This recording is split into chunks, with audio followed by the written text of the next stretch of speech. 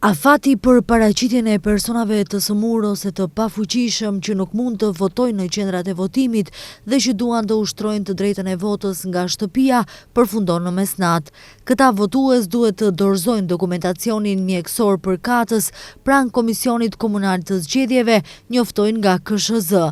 Ndërkohë, afati për paraqitjen e personave që ndodhen në arrest shtëpiak do të skadojë më 14 tetor.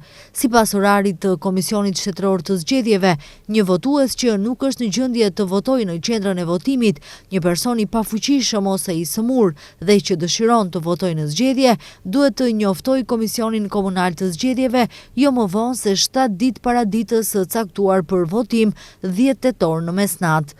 Për t'i mundësuar personit të votojë në shtëpi, dokumentacioni i duhur mjekësor duhet të dorëzohet në Komisionin Komunal të Zgjedhjeve, thuhet në njoftimin e KSZ-s.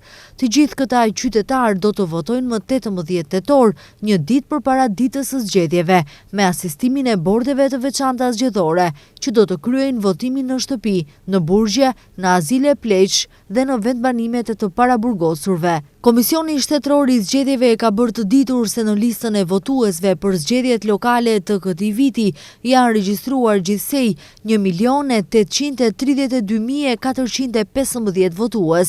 Prej tyre, 1.717.803 janë në ekstraktet e rregullta të listës.